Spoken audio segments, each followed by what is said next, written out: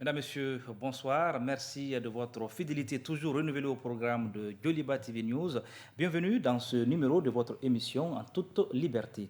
En toute liberté, c'est votre tribune qui donne la parole aux acteurs politiques, mais aussi aux acteurs de la société civile.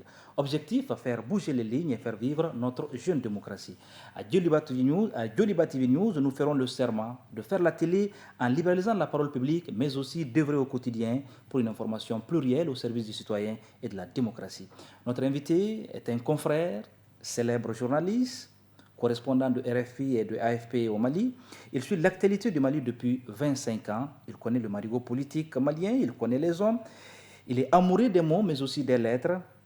Il a beaucoup écrit Les routes de l'immigration clandestine, Acmi, l'industrie de la drogue. Il est aussi le directeur de publication du mensuel La Lettre confidentielle. Vous l'aurez compris, notre invité est le journaliste Serge Daniel. Serge Daniel, bonsoir. Bonsoir. Merci de répondre à notre invitation. C'est à moi de vous remercier. C'est un confrère qui interroge un autre confrère.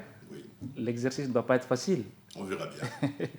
Ok, Serge Daniel, c'est dans un premier temps, nous allons parler peut-être de votre parcours, de votre itinéraire. Et après, nous allons parler du Mali parce que nous avons comme thème où va le Mali. Donc, il y aura beaucoup de questions d'actualité, mais dans un premier temps, nous allons parler de votre parcours. Et Serge Daniel, c'est Serge Bobo Ondada, mais pourquoi vous vous limitez juste à Serge Daniel? Mais c'est simple, parce que au départ, je signais mes papiers. Il y a une trentaine d'années, quand j'ai commencé le métier, je m'appelais à la radio, on m'appelait Serge Daniel Bobo Ondada. C'était très simple, parce que c'est mon nom de famille. Et puis j'ai une consoeur à la radio qui un jour, en voulant me lancer, a dit Serge Daniel Amin Dada. Or, Amin Dada, quand on dit Amin Dada, ça rappelle le dictateur. Ouais. Et j'ai dit je supprime le nom, et donc Serge Daniel, ce sont mes prénoms. Mais ça existe dans le métier, vous savez, chacun prend, il y a un nom de travail, un pseudo, etc. Donc Serge Daniel, je suis devenu. Mais comment votre père a pris la nouvelle? Parce qu'on le sait, vous êtes très proche de votre papa qui est diplomate. Vous dites même que votre papa ne vous a jamais menti. Oui. Comment lui, du coup, vous vous retrouvez avec un autre nom? Alors, il n'était pas content, ça je peux dire. Il n'était pas content parce qu'il aurait bien voulu qu'on sache que c'est son fils. Bon, finalement, ça s'est su parce que, bon, entre-temps, j'ai parlé à la télévision et puis après, bon, j'ai écrit des livres et puis on savait finalement que j'étais moi-même. Au départ, avant sa mort, à un moment, il n'était pas content. Il aurait bien voulu que je porte son nom. Mais hélas, je ne pouvais plus parce qu'on m'avait appelé Amin Dada et je ne supportais pas cela. Serge, vous êtes un homme très renseigné dans sa culture. Vous venez du Bénin, mais aussi un homme d'ouverture. Est-ce que ce soir, vous pouvez dire bonsoir à tous les téléspectateurs béninois qui nous regardent, bien sûr, dans votre langue? Ah oui, bien sûr. Mifongandi Ando Benoumi Mikouche. Milo, Fimali Gandhi, voilà, donc je lui dis bonjour, comment allez-vous? Nous vivons bien au Mali ici. Merci Serge Daniel. Serge Daniel, vous êtes un journaliste, on l'a dit, vos analyses et puis font pratiquement autorité dans l'espace public malien, disons même africain. Et votre parcours, est-ce que ça a été un long fleuve tranquille? Alors moi je vais vous dire, moi je voulais devenir journaliste dès ma naissance. Ma mère me disait d'ailleurs que j'écrivais. Parce que je suis le deuxième fils de ma mère, le troisième, parce que le premier est décédé. Mais ce qui frappait ma mère à l'époque... Qu'est-ce que l'oracle disait de vous? Voilà, l'oracle disait que j'étais une femme. Donc en fait, ma mère avait acheté des habits de femme. Et parce qu'il n'y avait pas d'échographie à l'époque, quand même, dans les années 60, comme ça. Et finalement, c'était un garçon. Voilà. Donc moi, je voulais devenir journaliste, très tôt. Mais mes parents m'ont dit, tu ne peux pas devenir journaliste avec le bac, il faut aller à l'université. Donc j'ai fait des études universitaires en lettres modernes. En Côte d'Ivoire? En Côte d'Ivoire, au Bénin. J'ai étudié également en Guinée, parce que mon père était diplomate et j'étais turbulent. Donc dès qu'il bougeait, je partais avec lui. Et puis après, je suis rentré à l'école supérieure de journalisme de Lille, qui est la meilleure école de journalisme de France. Et j'ai fait mon diplôme. L'avantage des écoles reconnues par la Convention, c'est que vous avez tout de suite un boulot. Donc le premier boulot, c'était à Clermont-Ferrand, à Chamalières, chez Giscard, à l'époque, en Auvergne. Et puis, à l'époque, c'était le Minitel qui existait. Il n'y avait pas d'Internet. Et j'ai vu une annonce qui voulait un journaliste sec pour aller à Conakry, en Guinée. Donc, je suis allé en Conakry tout de suite. Justement, vous avez commencé votre carrière professionnelle en Guinée-Conakry, mais vous avez quitté la Guinée en 1996. Qu'est-ce que c'est justement passé? Alors, ça me fait rigoler quand j'entends les gens parler. Ils ne savent pas. Les gens disent oui, on l'a mis... Certains disent qu'il a été chassé, on l'a expulsé. On l'a mis dans l'avion. Je rigole. Parce que moi, par définition, je ne réponds pas à ces genres de choses. Non, ce n'est pas des provocations. C'est-à-dire, vous avez des gens qui font circuler des rumeurs comme ça. Ça ne m'intéresse pas de répondre à ça. Ça, c'est l'une de mes forces. on en reparlera tout à l'heure. Le problème, c'est qu'à l'époque, c'était vraiment un parti unique. Lassana Conté, c'était quand même un parti unique. Nous étions trois, c'est-à-dire le correspondant de la BBC, le correspondant des RFI, le correspondant d'Africa numéro 1, Fofode Fofana, Ben Daouda Silla, Ben Daouda est malheureusement décédé, et moi, nous étions les trois à donner la parole aux opposants. Et peut-être qu'un jour, l'histoire le dira, si Alpha Condé est président aujourd'hui, c'est peut-être grâce à nous, parce que nous étions les seuls. Et nous avons une légitimité, parce qu'à l'époque, Alpha Condé a failli être assassiné sur un pont, c'est le pont de Farana, nous étions avec lui. Donc j'ai failli mourir avec Alpha Condé, disons les choses. S'il est au pouvoir aujourd'hui, c'est grâce à nous. Grâce notamment à nous, au job qu'on a fait.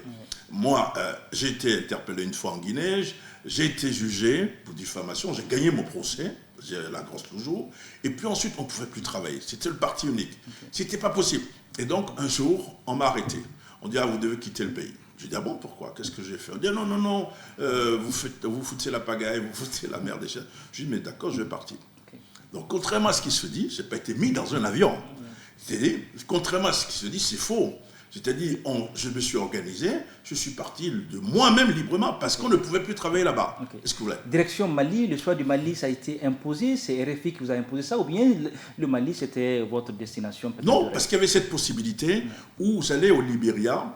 Je connaissais un peu le Libéria parce que j'ai couvert les élections au Libéria de Conakry, ou le Mali. Et puis j'avais entendu parler du Mali. Mon père m'avait dit, oui, j'ai fait un voyage. Et il parlait de l'hôtel de l'amitié il y a longtemps. Alors donc je me suis dit, attends, c'est quand même à côté de la Guinée.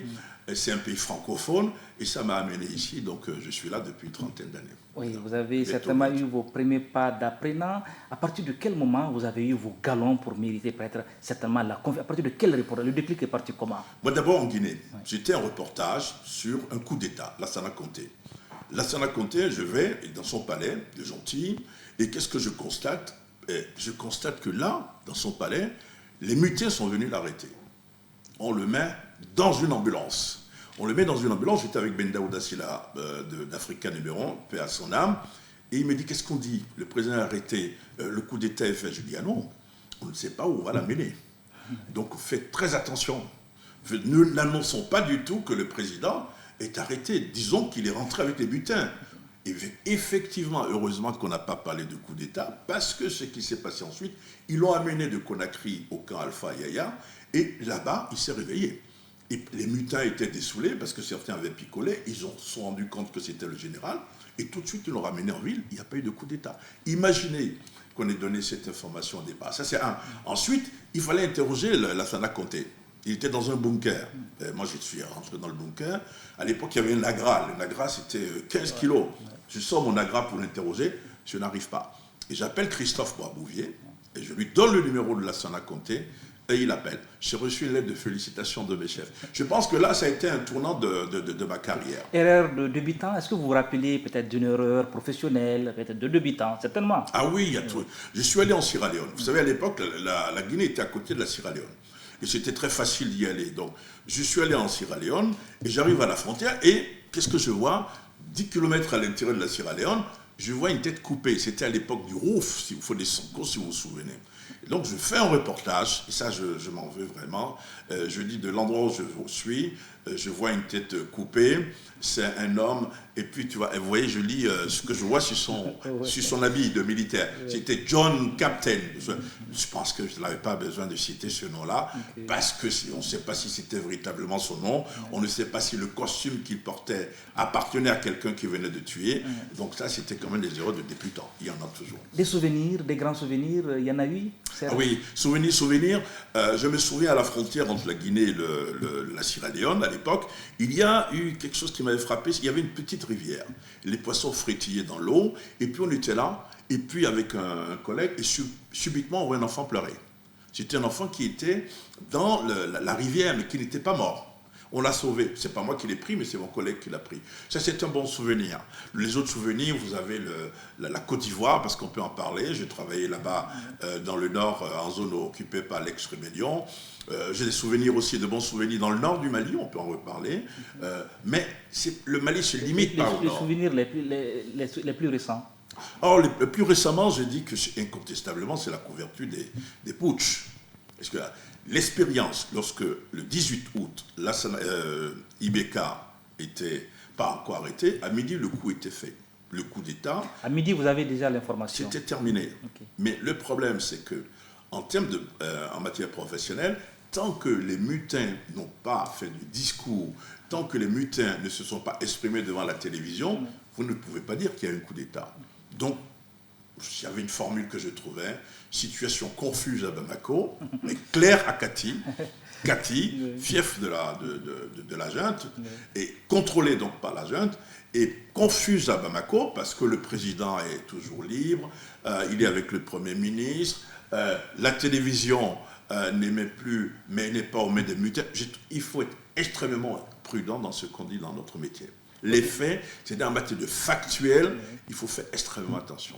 Sir Daniel, on dit de vous que vous êtes très informé. Certains disent même que vous êtes c'est le service de renseignement français. Est-ce que ça vous fait sourire, hein, Sir Daniel? Mais ça me fait rigoler. Je ne dément pas. Vous savez, le service de renseignement français, comment ça s'appelle chez les Américains? Centrale Intelligence. Il y a le mot intelligence là-dessus. Est-ce que vous voyez? Mais comment voulez-vous? Ça, c'est un complexe que les gens développent. Mais pourquoi je serais un agent de renseignement? Je suis journaliste, je ne suis pas un agent de renseignement. Mais cela dit, dans le métier que nous exerçons, et ça c'est très intéressant, dans une zone sécuritaire aussi dangereuse que le Sahel, vous avez toutes sortes de sources. Vous avez des sources médicales, vous avez des sources en renseignement, des sources sécuritaires, des sources militaires, mais ça ne fait pas de vous un agent de renseignement. Pas du tout. Ça vous fait 25 ans de pratique professionnelle au Mali. Quel est le lien, le contact entre vous et vos sources? C'est-à-dire la relation, quel type de relation vous avez avec vos sources? D'abord, une bonne source. Un journaliste, c'est son carnet d'adresse, comme un homme d'affaires, c'est son carnet de chèques. Un bon journaliste, c'est celui qui ne paye pas ses sources. Les gens parlent du Nord. Aujourd'hui, les sources que nous avons dans le Nord, c'est quoi? Quand on dit de sources sécuritaires, de sources ceci, quand vous voyez, ce sont toujours les mêmes sources. Mais vous pouvez être 10 journalistes, vous appelez la même source, elle ne vous dira pas la même chose. Donc c'est ce contact-là. J'ai un gros avantage au Mali. J'ai visité tout le Mali, mais sans aucune... Il n'y a pas une ville où je n'ai pas été au Mali. Que ce soit Nara, si je vous emmène à Caille aujourd'hui, j'ai des amis là-bas qui vont me loger gratuitement. Mais franchement, ce n'est pas parce que je suis journaliste, mais d'abord parce que j'ai tissé ce genre de relation avec les gens. Est-ce que vous voyez? Si je vais à Gao, si je vous emmène à Forgoama, Forgo-Songoy, si je vous emmène partout, j'ai dit partout, je suis allé à Thessalite la dernière fois. Et j'ai un ami de l'aménagement qui était étonné de me voir quelqu'un m'appeler par mon nom. Je peux témoigner que je vous ai vu à Kidal avec les groupes armés. Ce jour-là, j'ai compris le lien que vous avez. Est-ce que vous voyez, le terrain, seul le terrain paye. Et si vous allez sur le terrain, je vais vous raconter rapidement une histoire. Un jour, quelqu'un m'a dit, je reviens du nord du Mali. Il dit, ah bon? Il dit, ah oui, notre voiture était très sale. Je dis, quelle était la couleur du sol? Il dit, c'était sale, très sale. Je dis, ah ben donc vous n'étiez pas dans le Sahel. Vous n'étiez pas dans le Sahara. Parce que la personne m'a dit, j'étais dans le Sahara. Je lui dis, vous étiez plutôt dans le Sahel. Parce que là-bas, le sol est sale. C'est salissant. Alors que dans le Grand Sahara, vous avez le sable est très blanc. Okay. Est-ce que vous voyez? Ok, Serge Daniel, 25 ans. Est-ce que 26 ans, vous connaissez les hommes. Je dis, vous connaissez bien le marigot politique malien. Est-ce que cela ne comprend pas souvent votre indépendance, peut-être de ton, votre liberté de ton? Non, moi je ne crois pas. Quand vous restez longtemps, c'est vrai que c'est pour ça les diplomates, vous voyez, ils restent 3 ans, 4 ans et ils s'en vont. L'avantage de rester aussi longtemps, il y a des erreurs que vous ne commettez pas. Par définition, tous les hommes politiques sont des manichéens, parce qu'ils sont persuadés qu'ils sont porteurs de bien et les autres de mal. Moi, quand un homme politique malien, j'échange avec lui, je sais qu'il faut appeler à côté pour checker l'information. Donc il y a des avantages, des inconvénients, mais bon, moi je suis d'ici maintenant. Où est-ce que vous voulez, dans quel pays du monde vous voulez que je travaille encore 26 ans?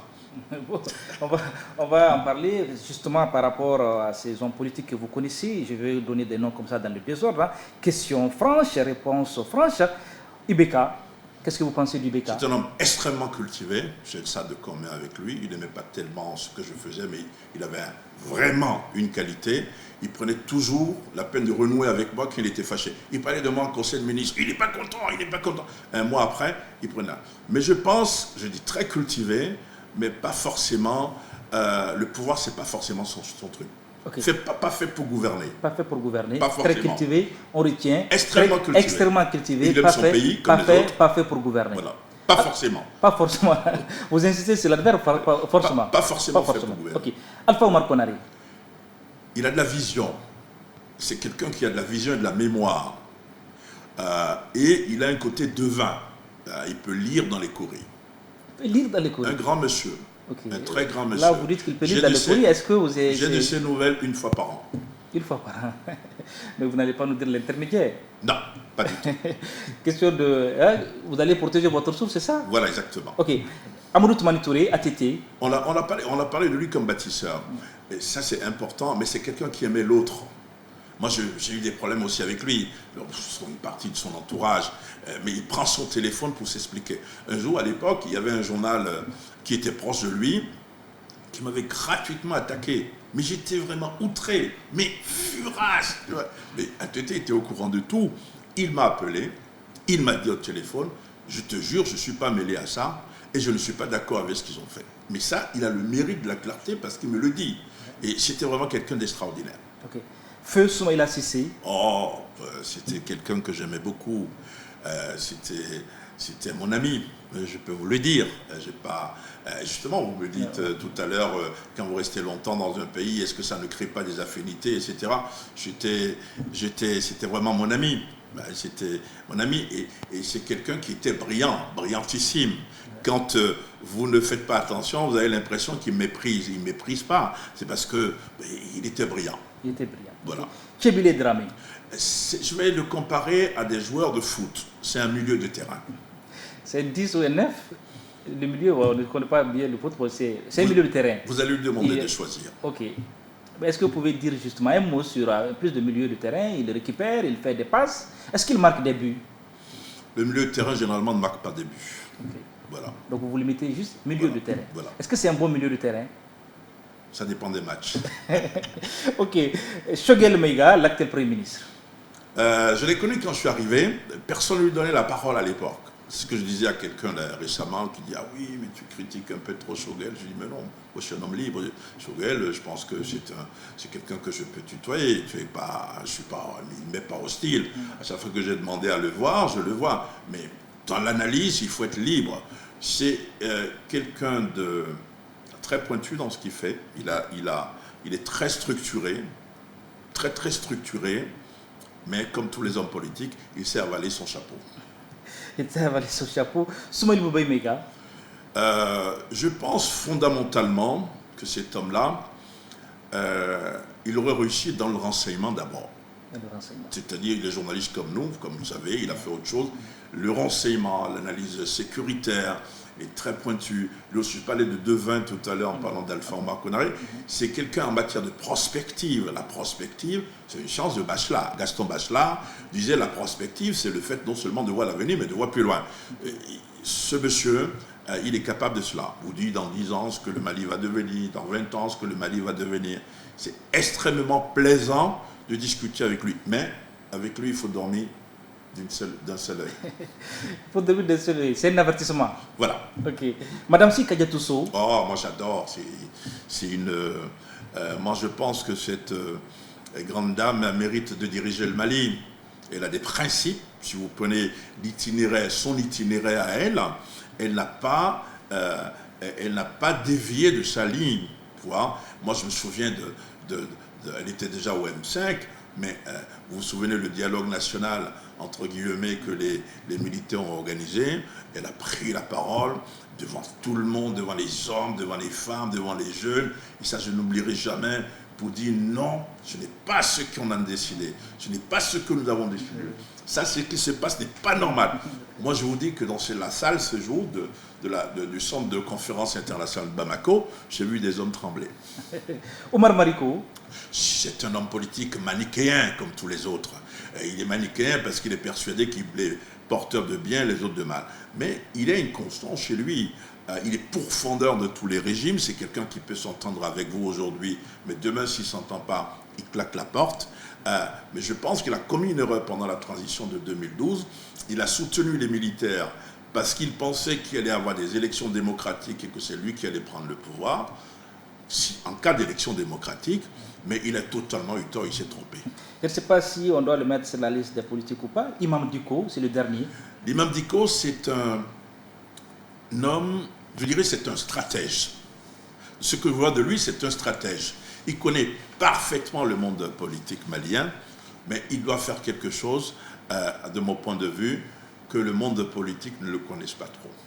C'est Daniel, maintenant on va parler d'actualité nationale. Vous êtes resté au Mali depuis 25 ans. Aujourd'hui, la démocratie malienne, 30 ans après, ce sont des militaires qui sont au pouvoir. Est-ce que vous êtes déçu, surpris? Non, je pense que mars 91 n'a pas créé une véritable conscience nationale. La révolution de mars 91 a créé des personnages. Le grand Alpha Omar Konaré, le Oumar Mariko, il était représentant de Zoumana Sako, Zoumana Sako, que j'adore. C'est un homme politique. Si je dois faire le portrait d'un homme politique au Mali, soit c'est Alpha Omar Konaré, soit c'est Zoumana Sako. Je pense que les deux, sont des personnages qui me fascinent. D'autres me fascinent également. Je pense que certainement des livres sur ces deux hommes, certainement dans l'avenir. J'aimerais bien. J'ai de quoi faire en tout cas. Je crois que mars 91 n'a pas créé une véritable conscience nationale. Mars 91 a créé des personnages. Donc la révolution était incomplète. Okay. Elle était inachevée. Et donc si vous prenez les 10 ans de Alpha Omar Konaré, si vous vous souvenez, je ne sais pas si vous étiez déjà journaliste en 2002, il avait 3 choses à faire avant de quitter le pouvoir rapidement. Il devait organiser une Coupe d'Afrique des Nations, il devait ensuite organiser des élections, mais il devait organiser aussi un référendum, si vous vous souvenez. Et le référendum, personne n'en voulait. Enfin, il y avait une contestation. Il a fait un très grand discours en disant « J'abandonne le référendum. Je pense, j'abandonne le référendum, mais pourtant c'est un référendum nécessaire. » Je crois que le tournant, à partir du moment où on n'a pas fait le référendum, il fallait le faire au mandat suivant. Peut-être que si on avait révisé la Constitution en ce moment-là, on n'aurait pas connu peut-être ce qu'on connaît ou ce qu'on a connu par la suite. Ça a été un point de départ, je trouve. Et puis ensuite, il y a eu le consensus avec Amadou Toumani Touré. Vous savez, à l'époque, au départ de son pouvoir, quel était le seul opposant? Vous vous souvenez? Yoro Diakité. Il était membre du Parina. Il savait que ses copains du Parina, PPA et les autres voulaient le mettre à la porte. Il est parti donc de lui-même. Il a créé le seul parti politique qui était le parti d'opposition soit été. Mais quelques mois après, il a disparu. Donc nous n'avons pas eu d'opposition. Il n'y a pas de démocratie sans opposition. Et je pense que le consensus était une bonne chose. Ça a permis à IBK, à ATT de travailler, de construire des routes, de bâtir le pays. Mais en termes de démocratie, je pense que ça a été un recul. De voir tout le monde ensemble en disant on fait le consensus. Ça n'a pas été une bonne chose. Vous êtes le directeur de publication du mensuel La Lettre Confidentielle. Tout d'abord, vous avez parlé des relations entre Paris et puis Bamako. Vous avez parlé de Assimi Goïta, d'un coup de fil qu'il a dû passer. Il y a certaines voix qui s'élèvent pour dire que c'est Paris qui a appelé Assimi et non le contraire. C'est un détail. Les gens ne sont pas informés. Les gens sont sous-informés. Être sous-informé, mal informé, c'est un criminel. Vous pouvez commettre un crime si vous n'avez pas la bonne information. Puis c'est un détail. Il y a tellement plusieurs articles, d'autres articles dans ce journal, dans le dernier numéro. Et du reste, je vais préciser, directeur de publication du mensuel La Lettre Confidentielle, je n'ai pas d'abonnés à l'intérieur du Mali. J'ai toujours refusé tous les abonnements à l'intérieur. Tout ce que vous voyez circuler, il lit ça gratuitement. D'autres lisent ça en cachette même parce que, évidemment, c'est interdit par la loi puisque c'est un mensuel confidentiel. Ils n'ont pas le droit. Il faut s'abonner. C'est pour le dire. Donc, je n'ai pas d'abonnés ici et je refuse la pub. Si vous avez des abonnés, vous prenez? Ah non, j'ai refusé. Des abonnés maliens? Systématique. À l'intérieur du Mali, je ne veux pas d'abonnés. Ça, c'est un gage d'indépendance. J'ai des abonnés à l'extérieur. Beaucoup d'abonnés à l'extérieur. C'est pour ça que le journal sort 2 jours après au Mali. Quand les véritables abonnés, à l'extérieur ont le journal. J'ai décidé de faire ça. Assimi Goïta, le président de transition, c'était un vendredi, en juin, il y avait cette brouille, mais pour moi c'était un orage d'été, parce que autant le Mali a besoin de la France, autant la France a besoin du Mali. C'était un vendredi, il a téléphoné au président. Vous êtes formel là-dessus. Mais oui, puisque j'ai vu des sources autour de Goïta, du président Goïta. Mais qu'est-ce qui est gênant dedans? Mais rien n'est gênant.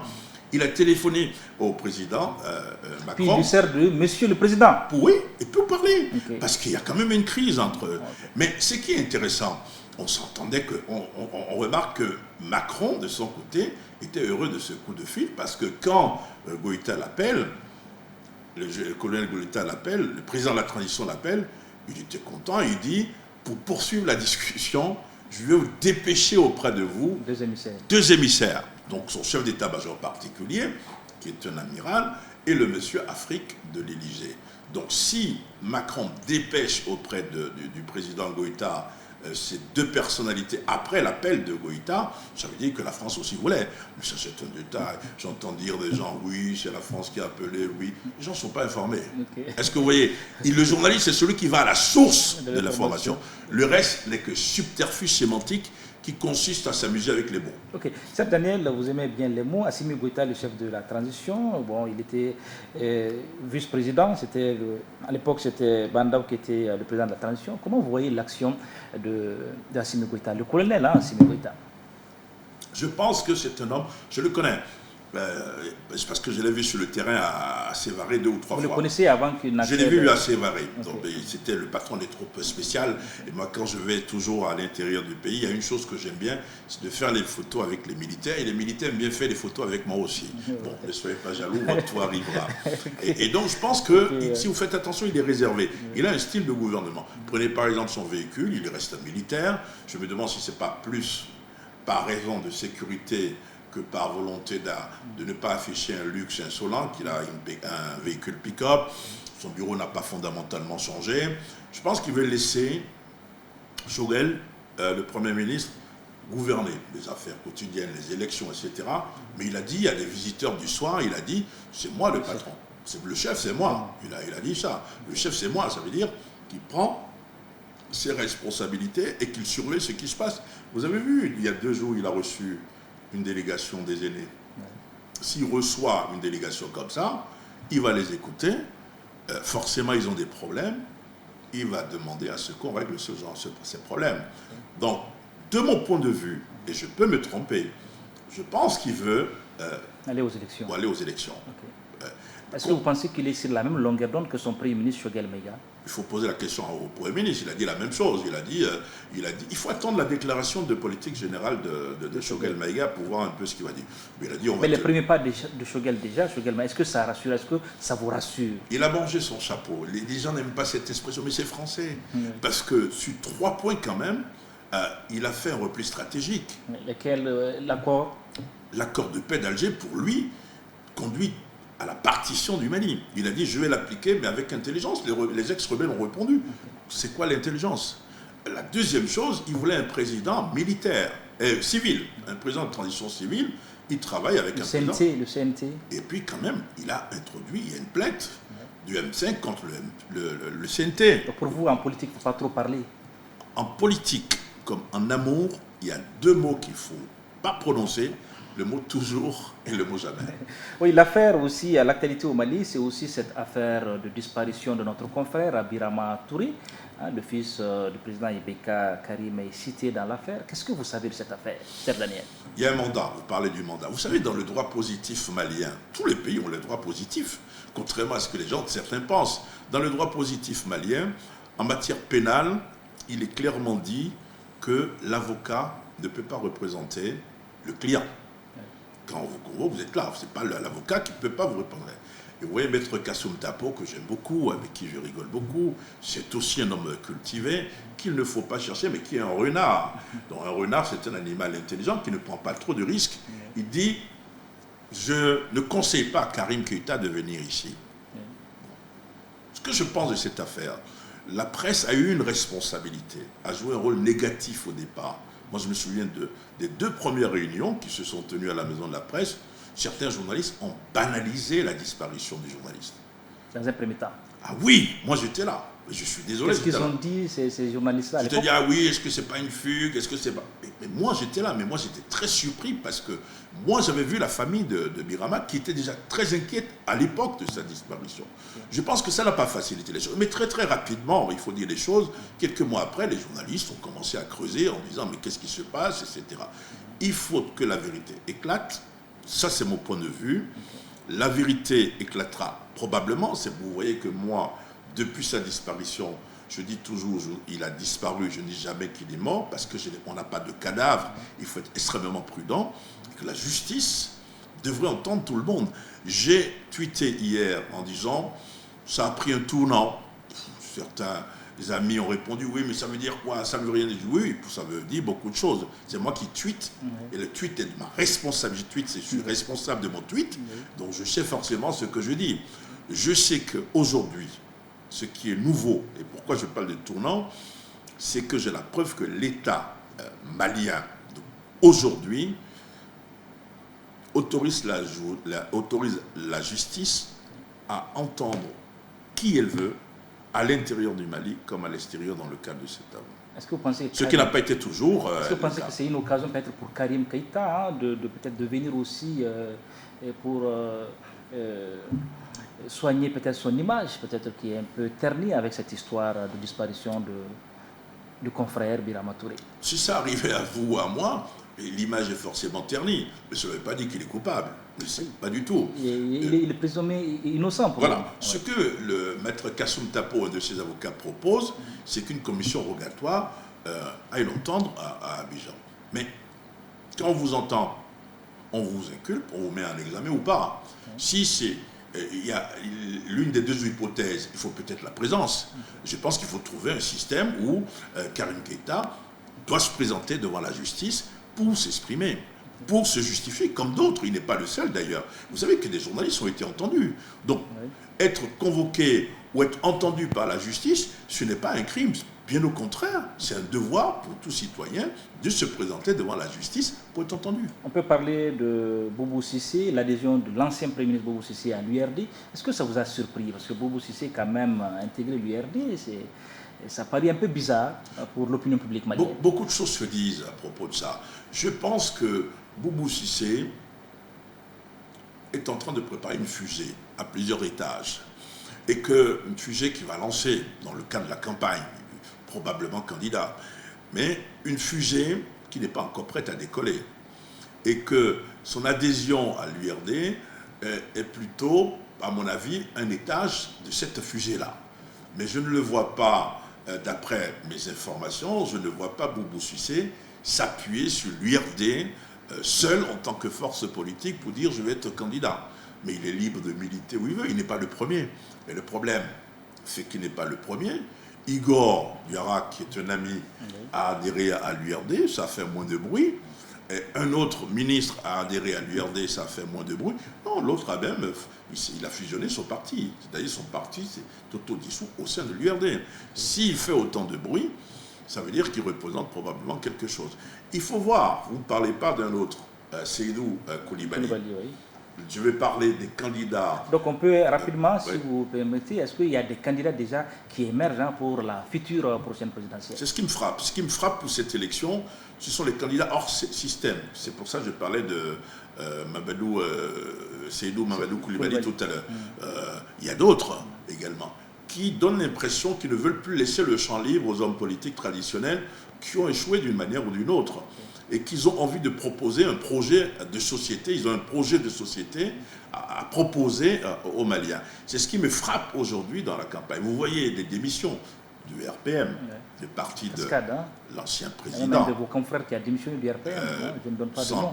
Sambi Touré, qui démissionne parce qu'ils veulent se positionner. Il y a l'ancien ministre des Transports également qui a démissionné, qui veulent se positionner par rapport aux futures élections, mais en disant au parti, en disant nous ne faisons plus partie du RPM. Quitter un parti, c'est quand même difficile. Au même moment, il y a certains qui reviennent au RPM. Vous avez vu Moussa Tembéné, votre cousin, qui aujourd'hui revient au RPM. Donc ça devrait être animé à mon avis. Donc ça serait des joutes électorales bien animées. Je pense. Ok. Mais aujourd'hui, il y a une question aussi qui divise les politiques, qui divise aussi la société civile, qui divise l'opinion publique, c'est l'organe unique de gestion des élections. Choguel propose, la classe politique semble rejeter. Quelle est votre analyse sur la question? Il faut un organe pour aller aux élections. Le dialogue national avait proposé quelque chose, j'ai des références. Mais au Mali, il y a 3 structures chargées d'organiser les élections. Le ministère de l'administration territoriale, la délégation générale aux élections chargée du financement et du fichier électoral, et la commission électorale nationale indépendante. Si on doit tenir les élections avant février ou février 2022, faut organiser les élections. Qui va organiser les élections? Il faut un consensus. Si on n'a pas de consensus, si on fait un passage en force, ça ne fonctionnera pas de mon point de vue. L'arbitrage du président Goïta, à mon avis, sera un moment nécessaire. Certains Maliens disent que le temps imparti est très peu et qu'il faut prolonger la transition. Est-ce que vous êtes de cet avis-là? Moi, c'est pas moi, j'ai pas d'avis à donner là-dessus. En tant qu'observateur, ce que je dis, les meilleures transitions sont les plus courtes.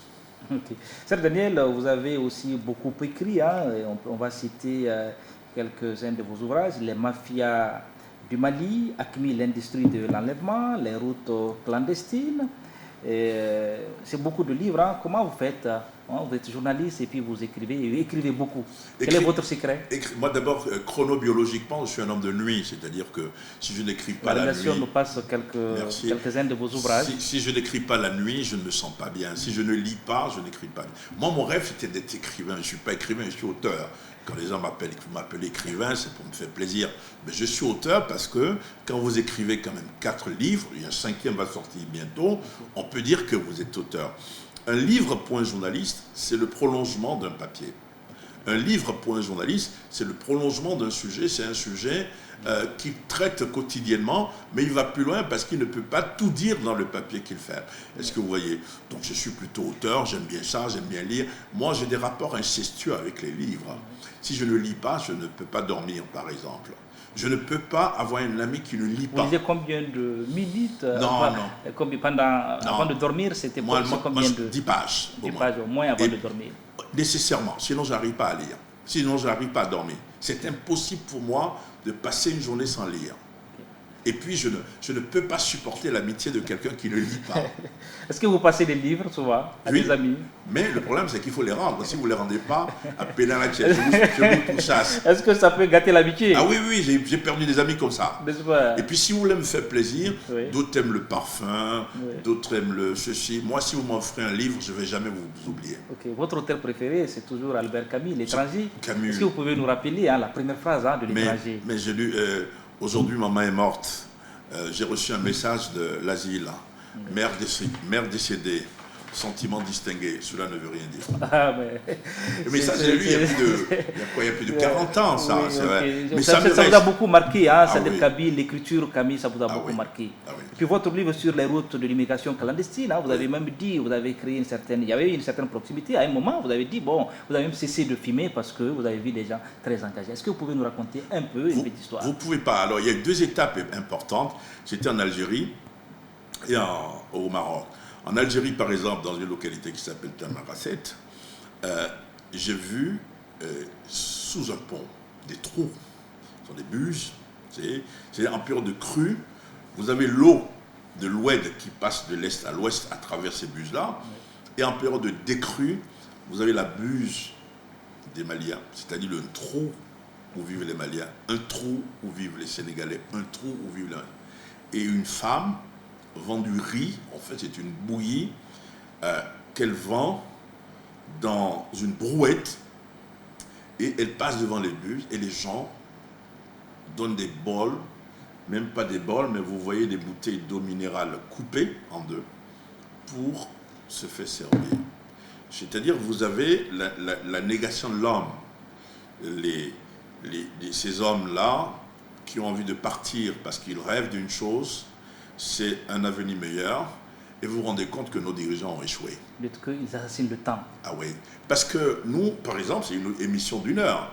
Dans 1 heure, vous allez lui dire, ah, Colo Serge, il faut que tu partes, parce qu'il y a autre chose. Parce que le temps nous assassine.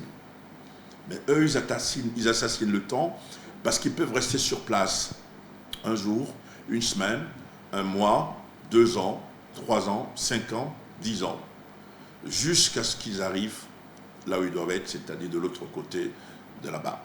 Okay. Et ça, c'est quelque chose qui m'a frappé, c'est-à-dire, vous voyez la détermination, l'énergie des désespérés. Voilà l'expression que je cherchais. Okay. Parce qu'ils sont des gens désespérés. Si la réalisation le permet, le livre AQMI, hein, l'industrie de la drogue, hein, vous allez nous dire un mot. Quelles étaient les motivations pour faire ce livre-là? AQMI, l'industrie de la drogue. L'industrie de l'enlèvement. De l'enlèvement. J'ai compris une chose assez rapidement, qu'il y a une hypocrisie collective qui dit qu'il ne faut pas négocier avec les terroristes. Tout le monde négocie avec les terroristes, cher ami. Le Mali, le Burkina, le Niger, le Tchad, la Mauritanie, qui d'autre. Tout le monde négocie avec tous les pays du Sahel négocient avec les Américains, la France, tout le monde. Tout le monde négocie avec les djihadistes. Le problème, c'est pas est-ce qu'il faut négocier ou pas. Le problème, c'est qu'est-ce qu'il faut négocier. C'est ça le véritable problème. Et je me suis rendu compte d'une chose, c'est que si le nord du Mali est devenu un entrepôt d'otages, parce que dès qu'on enlève les otages en Mauritanie, ailleurs, on les amène dans le nord du Mali, parce que dès qu'ils arrivent dans le nord du Mali, les pays d'où sont originaires les otages demandent au gouvernement malien de ne pas les combattre militairement, mais d'engager des négociations. On a commencé avec 5 millions de dollars ou d'euros, et après, les sommes faramineuses. Acme, l'industrie de l'enlèvement, de dire qu'ils enlèvent les gens, les pays d'où sont originaires payent les rançons pour les libérer, et avec les rançons, les djihadistes achètent des armes, et quand ils achètent des armes, ensuite, c'est pas terminé, ils recrutent localement. Et donc l'industrie de l'enlèvement, c'est cela. Ils enlèvent, pas par conviction, mais parce qu'ils savent que s'ils enlèvent, il faut que les gens payent, et ils payent énormément pour pouvoir les libérer. Les Français d'Arly, on a payé. Vous avez eu des problèmes pour le recoupement des informations, pour faire ce livre-là? Au départ, c'était difficile. Est-ce que vous avez eu des interlocuteurs, des djihadistes, des gens que vous... Est-ce que vous étiez... C'était une enquête, c'est ça? C'était une enquête. Oui. Mais au départ, c'était difficile. Mais après, les gens commençaient à parler. Par exemple, je suis tombé, Acme avait un porte-parole à l'époque, et les gens ne croyaient pas, parce que quand on parlait d'Acme, on pensait tout de suite que c'était des gens originaires d'Algérie, de la Mauritanie. Au départ, oui. Mais ils sont venus recruter, non seulement localement, mais ils ont recruté dans la sous-région. Donc ils avaient des porte-paroles qui parlaient français. Par exemple, ce qui s'est passé en 2012, parce que pendant l'occupation, je me suis rendu à Gao, dirigé par le Moujao à l'époque, et ce qui se passait, c'est que vous voyez qu'il y avait des jeunes Sénégalais, il y avait des Nigériens, il y avait des Béninois, il y avait des Togolais. Et ce qui fait que ce sont des gens qui ont commencé à parler très tôt. Et quand c'est devenu l'État islamique, puisque c'était les gens du Moujao, ils ont gardé contact avec les mêmes journalistes qu'ils avaient connus à l'époque où ils étaient au Moujao. Et c'est ce que je dis dans un pays comme le Burkina. Je dis au Burkina, on a perdu du temps parce que pendant longtemps, on a voulu penser que c'était Blaise, l'ancien président, qui était la cause de tous les malheurs, alors que c'était l'État islamique. Par rapport à la drogue, l'industrie de l'enlèvement, est-ce qu'il y a des complicités au niveau de l'État, est-ce qu'il y a au niveau de l'armée aussi? Est-ce que dans le livre, vous en parlez? Il y a forcément des complicités. Vous avez parlé aussi d'un avion qui débarquait. J'ai été les seules photos pour ranger la modestie au placard. Transporter de la cocaïne. Oui, oui. Pour ranger la modestie au placard, la seule photo qu'on a eue de l'avion, c'est ma photo. Parce que je me suis rendu compte. Je me suis rendu sur le terrain. Je ne vous dirai pas comment. Mais tout ça, c'est le carnet du journaliste. Et puis encore, il faut beaucoup de chance pour y aller. Je me suis rendu compte que la charge utile de l'avion, c'était 10 tonnes. 10 tonnes de cocaïne. À l'époque, ça faisait 3 millions, plus de 3 millions ou 300 millions d'euros. 300 millions d'euros. C'est beaucoup d'argent. 300 millions d'euros. Alors, il y a des complices, ils ont fait une piste à l'époque, c'est vers Taking. Il y a une piste qui a été construite par les trafiquants. Il y a des véhicules qui sont venus chercher la marchandise. Donc forcément, vous avez des complicités dans l'administration, des complicités parmi les élus, des complicités parmi probablement dans des pays voisins. Et au bout de 2 semaines, l'avion a disparu parce que les forgerons sont venus découper la carcasse pour en faire, pour travailler avec. C'était incroyable. Ça, c'est la plus grosse histoire que j'ai eue. Je crois que c'est ça qui m'a permis surtout d'avoir. Vous avez aussi commenté, vous avez suivi aussi l'actualité ivoirienne. Vous connaissez très bien le contexte politique ivoirien aussi. Oui, je connaissais parce que pour aller dans le nord de la Côte d'Ivoire, on passait par Sikasso.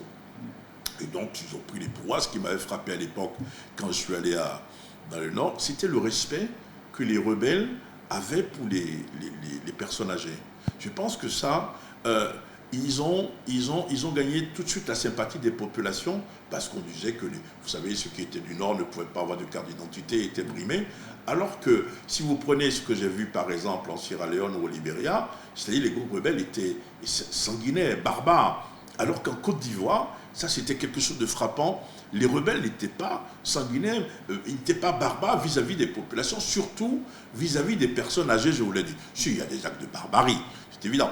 Mais en termes de conquête du terrain, ils sont rentrés plus facilement, ils ont été plus facilement acceptés par la population que les rebelles, par exemple, sierra-léonais ou libériens. Vous avez fait un livre sur Guillaume Soro, hein? Oui, voilà. C'est un ami? Oui. Il y a un bout de temps, je ne l'ai pas vu, mais c'est quelqu'un que je connais très bien. Mais ça fait un bout de temps que je ne l'ai pas vu. Il était le chef de la rébellion. Non. Il avait une qualité, si vous permettez, c'est que il a joué à rassembler les militaires. Il demande à la relation de faire passer la photo, le livre de Guillaume Soro, pourquoi je suis devenu un rebelle, la Côte d'Ivoire, au bord du gouffre. Il a eu ce mérite de rassembler les rebelles. Ça, c'est vraiment le mérite qu'il a eu. Et ça, c'était quelque chose de frappant parce que j'étais là-bas à l'époque. Je l'ai connu. Mais ça fait un bout de temps, malheureusement. On va parler maintenant de sécurité. Votre terrain de prédilection aussi, c'est la sécurité au Mali, mais c'est aussi la sécurité au Sahel. Aujourd'hui, est-ce qu'on peut dire que sur le plan sécuritaire, le Mali a son destin en main?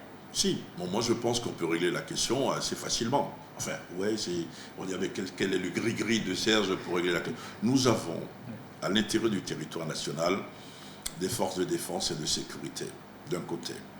Nous avons des ex-rebelles de l'autre côté. Si les deux forces se mettent ensemble, nous pouvons régler le problème en quelques mois. Oui, par rapport aux groupes armés, les groupes armés, c'était la rébellion, c'était les MNLA à l'époque. Vous avez dit à l'époque que le MNLA, ce n'était pas le MNLA qui menait la danse militairement, et que c'était à l'époque, les gens pensaient que vous racontez votre vie, mais après, la réalité, c'était que ce n'était pas le MNLA, c'était... voilà. Le MNLA avait une politique de communication, les djihadistes avaient une politique de conquête du terrain. Mais les djihadistes savaient qu'il fallait maîtriser le terrain, se faire accepter par les populations et après ils se débarrasseraient du MNLA. Aujourd'hui, avec des gens du MNLA, on sourit, ils sont au gouvernement, on sourit, mais à l'époque, c'était terrible. Il y a eu même un forum, un site qui a été créé contre moi parce que j'étais parmi les rares, on n'était pas du tout nombreux à dire attention. Vous vous trompez. Pour dire que le MNLA ne pesait pas militairement sur le terrain. Et bien sûr. Mais qu'est-ce qu'on n'a pas entendu à l'époque? On m'a tapé là-dessus. Alors c'était assez marrant parce qu'au sud... Mais parce que vous le savez déjà, avec vos contacts, avec vos différents livres sur le Sahel, mais bien sûr. Vous avez des réseaux pour savoir réellement ce qui s'est passé. Mais moi je le savais, et dès le départ. Et vous n'avez jamais eu peur d'être enlevé dans le Sahel, dans ce grand Sahel, dans ce Sahara-là? Pour une simple raison. Oui. Quand ils vous disent de venir, ça me rappelle en 2000, c'était en 2006, quand il y a eu une rébellion de Kidal. Je ne sais pas si vous vous souvenez. Avec les Bahanga. Avec les Bahanga. Moi, ils m'ont demandé de venir à Gao, à 6 km de Gao, et qu'ils allaient m'amener à 6 km de Gao. Ils sont arrivés, ils m'ont amené jusqu'à Tizawaten, dans le Tirara. Ils m'ont rappelé. Mais parce que si vous disent que venez, ce n'est pas des gens qui vont vous faire du mal si vous le disent. Ça me permet de dire quelque chose d'ailleurs, parce que vous avez pour moi, c'est de l'humour qu'ils font. Ou bien vous dites, Serge Daniel Kidal, RFI, on dit non, il est caché à Bamako. Ça ne peut pas exister pour un journaliste de la presse étrangère. Si vous n'allez pas quelque part et que vous dites que vous êtes là-bas, vos patrons le savent tout de suite. Vous n'êtes pas crédible. Donc, moi, je rigole quand les gens disent ça. Ils disent non, il reste à Bamako pour dire qu'il est à Kidal. Si, je connais Kidal. Certains qui disent que souvent, depuis votre hôtel, depuis l'hôtel de l'amitié, vous donnez des informations. Est-ce que vous avez entendu des informations comme ça? Mais si, ça vous amuse, Mais ça m'amuse. Mais tu vois, c'est la première fois que je réagis à tout cela. Mais ça m'amuse totalement. Mais d'autres disent oui, non, il est à Bamako, il dit qu'il est à Kidal. La dernière fois, je suis allé à Tessalit, c'était avec la MUNISMA. C'est des copains qui disent non, des gens qui disent non, il était à Bamako. Mais qui peut faire cela? C'est parce que, d'abord, professionnellement, les journalistes qui le disent ne peuvent pas le faire. Et ça me fait penser parfois qu'on est de la même profession, mais on ne fait pas le même métier. Mais ceux qui ne connaissent pas le métier, les linéaments du système, vous pouvez me voir ici à 22h, et demain je peux parler du... Vous les pardonnez? Parce que moi j'ai de l'expérience. Ça ne me dit rien du tout.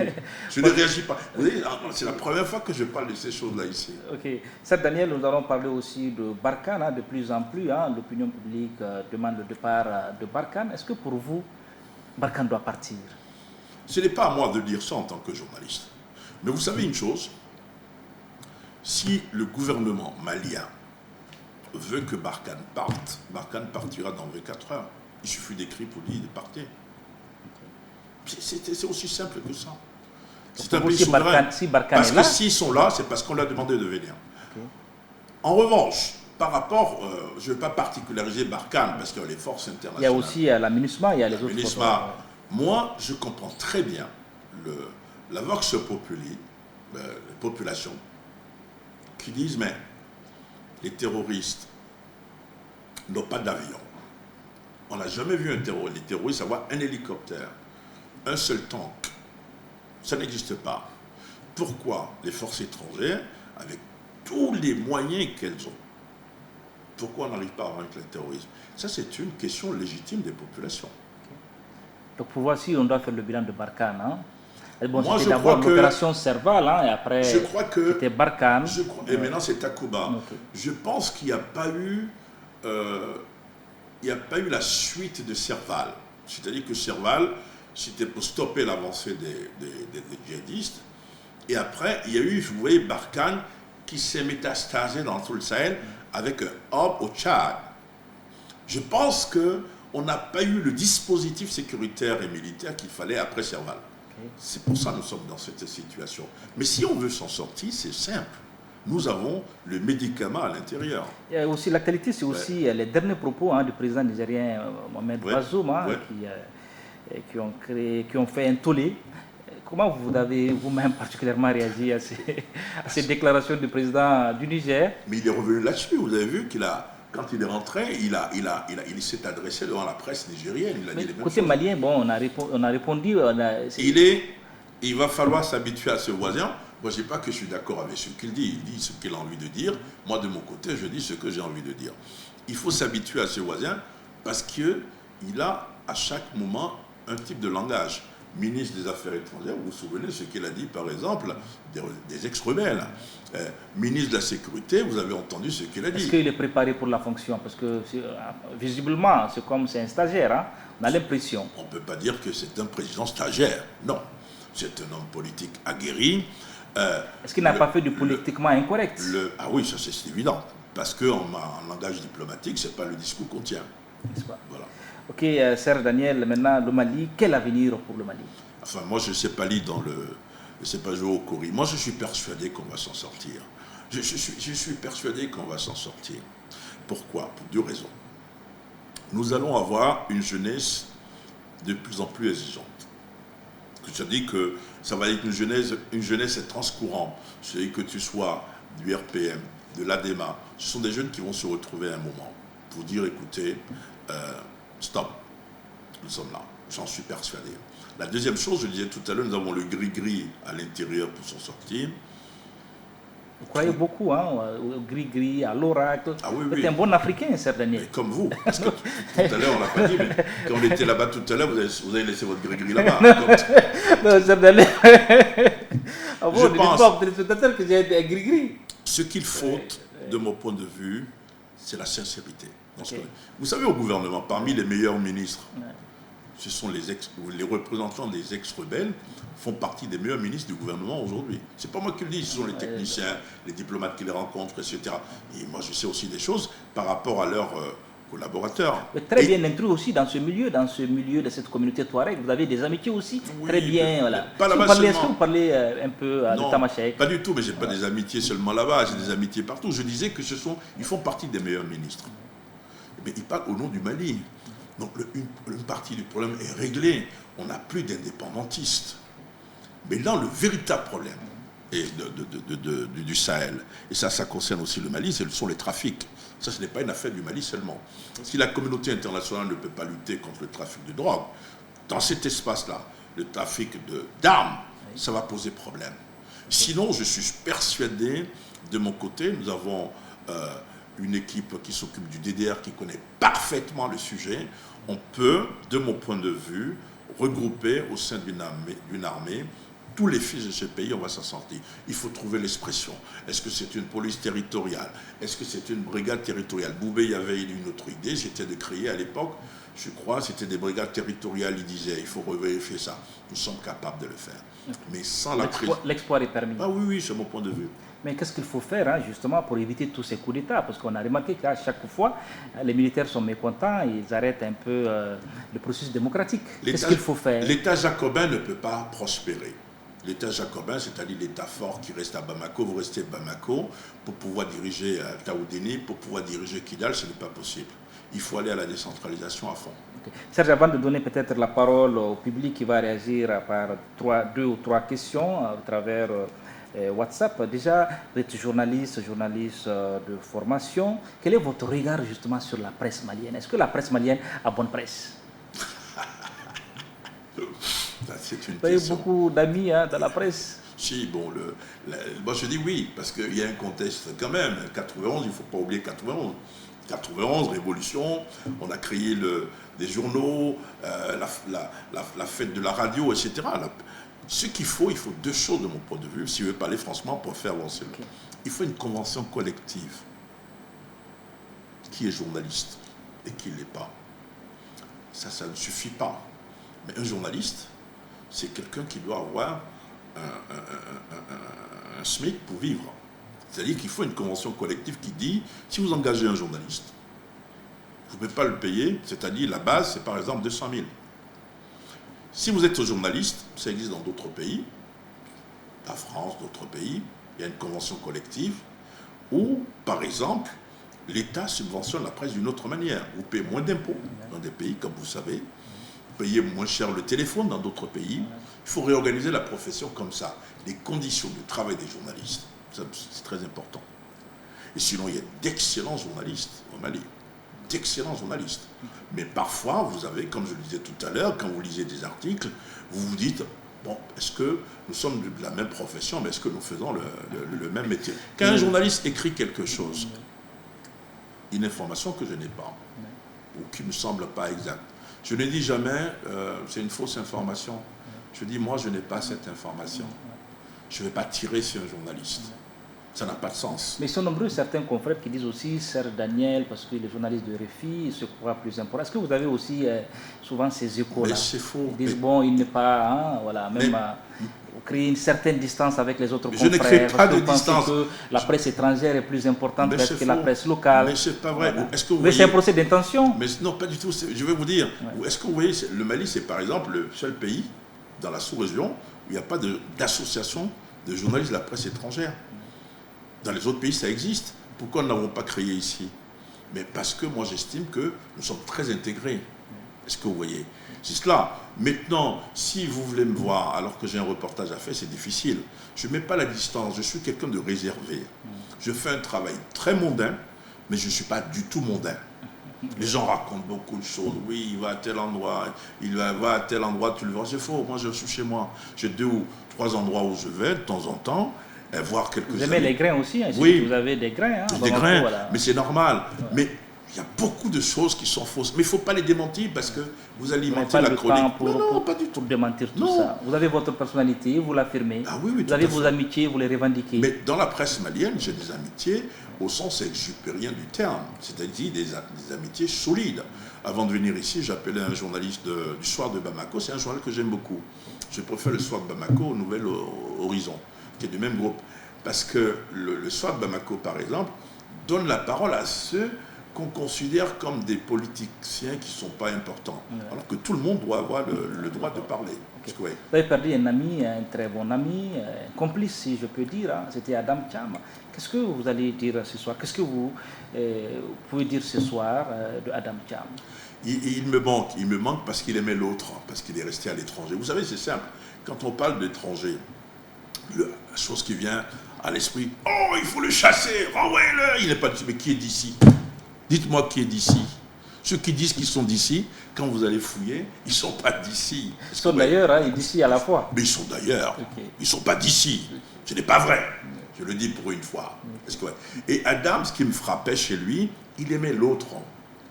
Parce qu'il se mettait toujours à la place de l'autre. Est-ce qu'il lui arrivait souvent de vous alerter, de vous donner des conseils? Attention, Serge, vous avez donné une information. Contrairement à Thiégoum, il ne m'a pas emmerdé à Koulouba. À Koulouba, j'avais juré, et je l'ai dit après sa mort, vous savez qu'on ne ment pas sur les morts. Je n'ai jamais appelé Adam Thiam à Koulouba pour lui demander une information, même officielle. Parce que c'est un ami, je ne voulais pas le mettre mal à l'aise, et je ne voulais pas qu'on dise qu'il m'informe. Je ne sais pas si vous voyez. Mais de l'autre côté, n'étant pas un bleu, je pouvais m'informer par d'autres circuits. Et c'est quelqu'un qui me manque beaucoup parce que, d'abord, c'était quelqu'un de cultivé, ça me fascine. Et il aimait vraiment l'autre. Il aimait l'autre, il demandait d'après votre famille, vos parents. Et c'était quelque chose qui me touchait énormément. Vous disiez que votre femme aimait particulièrement ces éditos. Oui, moi, ma famille aimait beaucoup ça, ces éditos. J'ai des amis qui aimaient, même j'appréciais énormément ces éditos. Par exemple, il y avait il écrivait un John Doe, ça vous dit quelque chose. Ouais. Il rendait hommage aux gens, tu vois, et pas seulement aux intellectuels, pas seulement aux instruits, à un musicien, à un joueur de kora. C'est quelque chose qui me fascinait beaucoup chez lui. Et on ne s'écrivait plus régulièrement, mais comme s'il savait qu'il allait il allait partir de l'autre rive. Quand il est tombé malade, on a commencé à s'échanger, à échanger des choses. Les derniers mots, ouais. Et puis il a dit de là-bas, de là où je suis, je vous suivrai. Et moi qui lui dis reviens vite, sinon on va prendre ta place, etc. Et comme je dis, en lui rendant hommage, pour moi il n'est pas mort parce que le poète l'a dit, le véritable tombeau des morts, c'est dans le cœur des vivants. Ok. Sœur Daniel, avec votre permission, nous allons aussi, avec la permission aussi de la rédaction, et nous allons écouter quelques réactions des citoyens maliens par rapport à notre invité. Voilà.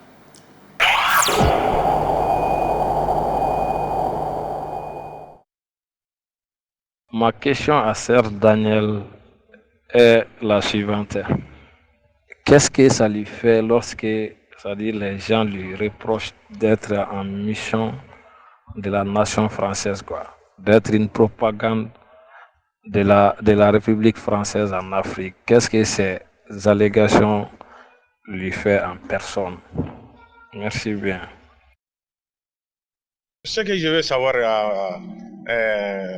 à Serge Daniel, l'émissaire qui est venu au Mali au nom de la présidente de la République française, qui a envoyé ces émissaires-là.